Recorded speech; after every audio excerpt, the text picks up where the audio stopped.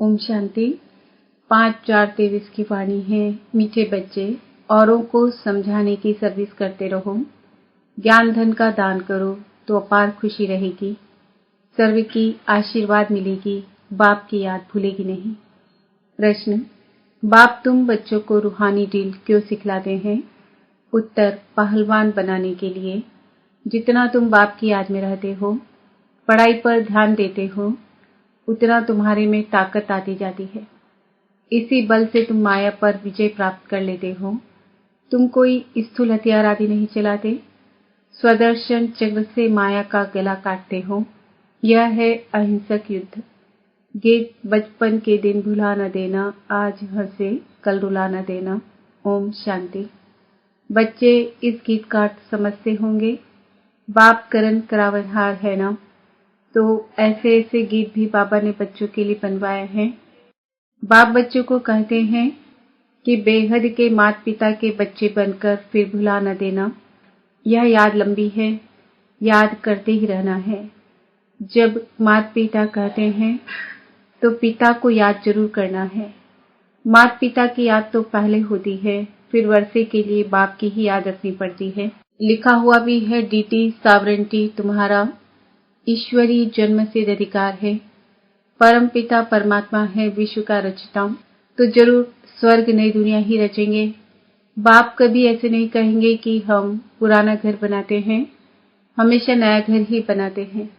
पुराना बनाने का अक्षर कभी नहीं निकलता। बेहद का बाप भी नई दुनिया ही रचते हैं। अब बच्चे जानते हैं, हम माता पिता से वर्षा पाने श्रीमत पर चल रहे हैं। यह है बुद्धि की यात्रा। वह जिस्मानी यात्राएं तो जन्म जन्मांतर करते आते हैं और घड़ी घड़ी करते रहते हैं। यह रूहानी यात्रा एक ही बार होती है, तो यात्री पंडे को कभी भूल नहीं सकते, अथवा बच्चे माता पिता को कभी भूल नहीं सकते। तुम हो पांडव सेना, सुप्रीम पंडा है शिव बाबा, तुम हो उनके बच्चे। बद्रीनाथ व अमरनाथ पर जाते हैं तो बुद्धि में यात्रा ही याद रहती है। जैसे विलायत से लौटते हैं तो फिर अपना बर्थ प्लेस ही याद रहता है।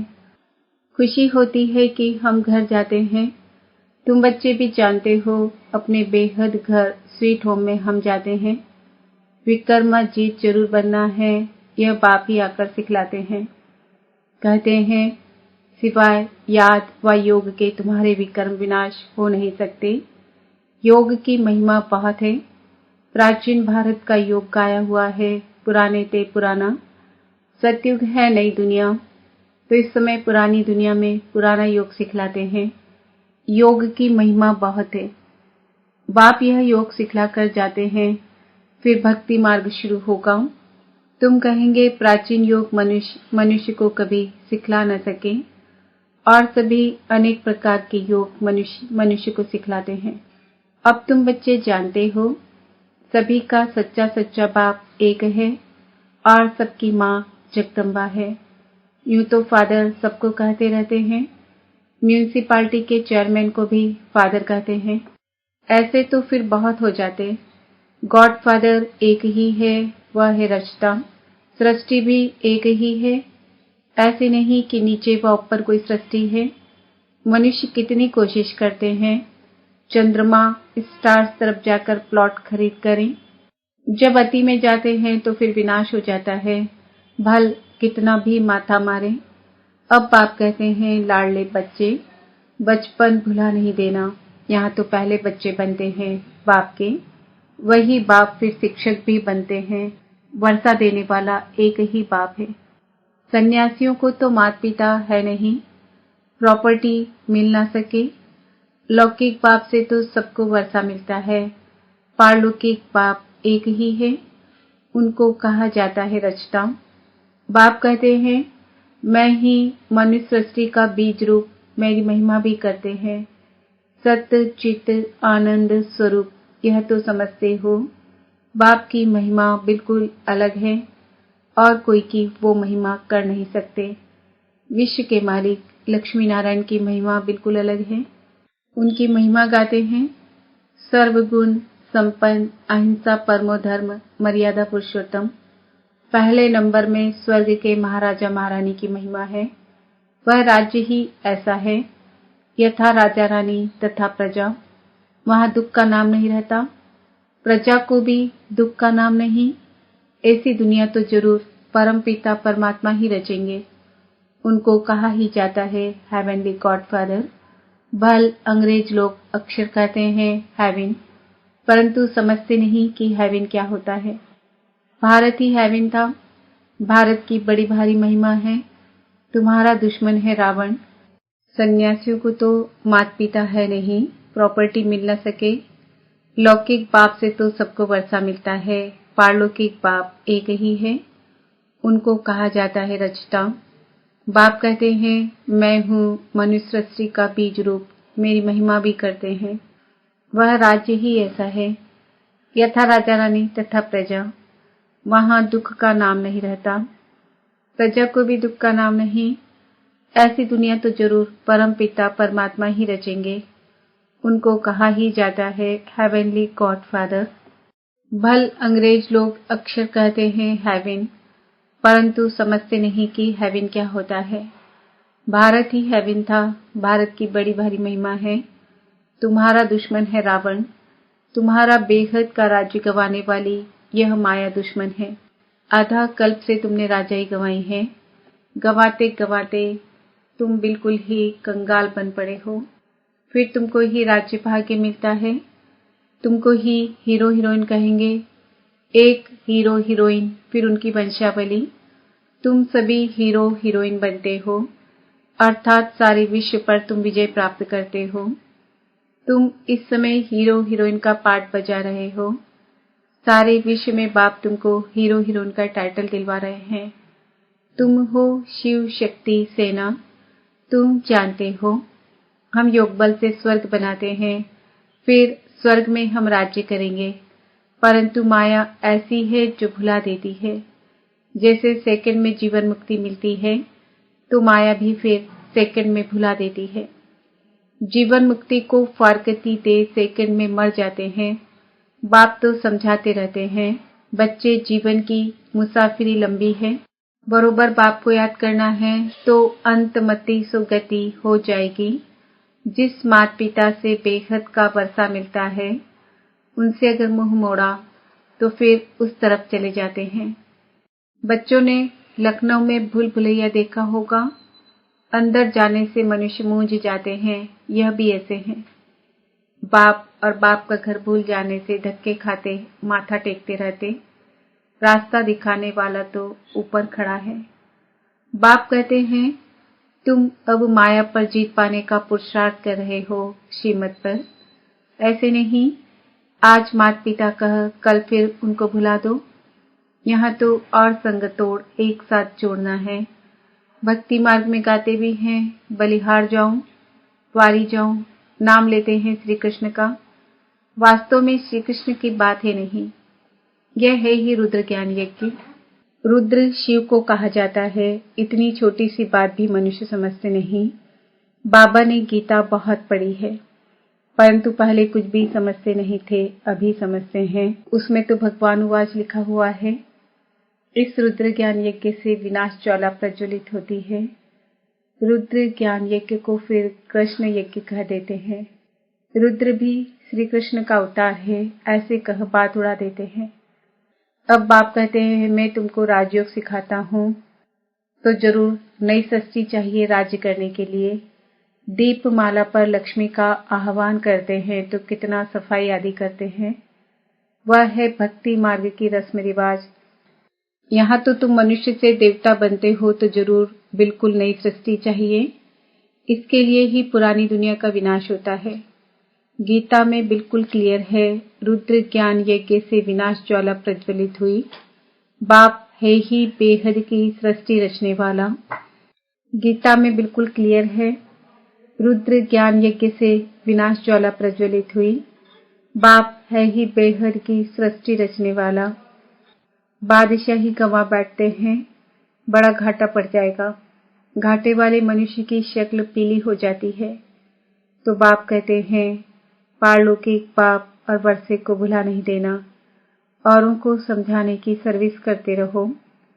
सर्विस में बिजी रहने से फिर भूलेंगे नहीं, धन दिए धन ना छूटे। जितना दान करेंगे उतना खुशी का पारा चढ़ेगा।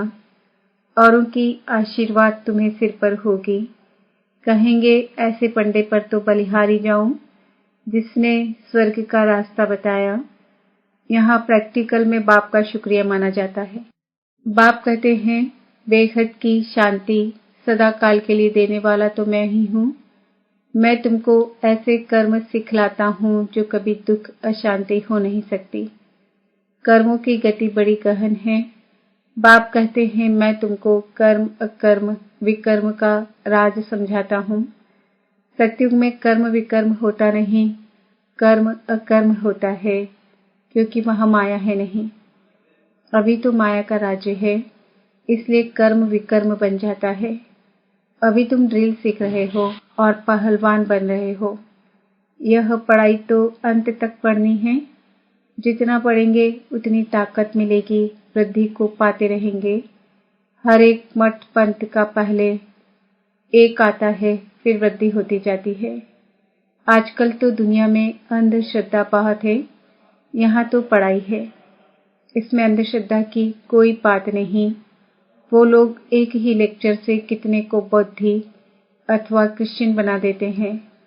पादरी लोग ही बहुत लेक्चर करते हैं, फिर ढेर क्रिश्चियन बन जाते हैं। यहाँ वो बात नहीं। यहाँ तो माया से युद्ध करनी है। इसको कहा जाता है युद्ध स्थल। भगवान आकर हिंसा थोड़ी ही सिखलाएंगे। कहते हैं अहिंसा का बल चाहिए, परंतु हिंसक मनुष्य कभी अहिंसा सिखला न सके। अभी तुम बच्चे जानते हो, हम बाप से वर्षा पाने का पूरा पुरुषार्थ कर रहे हैं। यह राजधानी स्थापन हो रही है। माला को फिराते राम राम कहते रहते हैं। त्रेता अंत तक 16,108 प्रिंस प्रिंसेज हो जाते हैं। इसमें 8 है मुख्य। 8 रत्नों की बड़ी महिमा है। मनुष्य थोड़े ही समझते हैं कि इनका राज्य क्या है। 8 तो पास विद ऑनर होते, बिल्कुल सजा नहीं खाते। बाकी 100 तो थोड़ी बहुत सजा खाते ही हैं। बाप कहते हैं बच्चे थक मत जाना, ओ रात के राही। अभी हम रात को क्रॉस कर दिन में जाते हैं। बाबा भी आते हैं संगम पर। आधा कल्प की रात पूरी होती है तो बाप आते हैं, इसलिए ही शिवरात्रि कहते हैं। शिव बाबा की जन्मपत्री और कोई बता ना सके सिवाय तुम्हारे। ब्रह्मा की रात और ब्रह्मा का दिन बेहद का गाया हुआ है। घोर अंधियारे से घोर सोजरा होता है। बाप आते हैं अंत में, जबकि रात पूरी हो दिन आता है। तो ब्रह्मा की है बेहद की रात। यह समझ की बातें हैं ना। बाबा खुद कहते हैं मैं साधारण तन में प्रवेश करता हूँ। यह अपने जन्मों को नहीं जानता, मैं बतलाता हूँ। ब्रह्मा और बीके के इतने जन्म हुए, इन सब बातों को कल पहले वाले ही समझेंगे।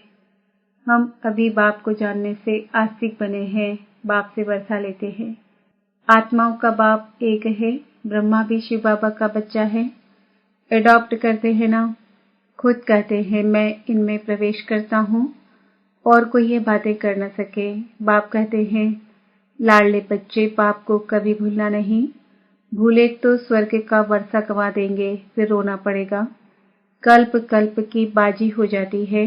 कल्प कल्प ऐसा करते रहेंगे। अच्छा, मीठे मीठे सिकिल दे बच्चों प्रति माता पिता बाप दादा का याद प्यार और गुड मॉर्निंग। रूहानी बाप की रूहानी बच्चों को नमस्ते। हम रूहानी बच्चों की रूहानी माता पिता बाप दादा का याद प्यार गुड मॉर्निंग, नमस्ते, ओम शांति। धारणा के लिए मुख्य सार। जीवन की लंबी मुसाफिरी में थकना नहीं है।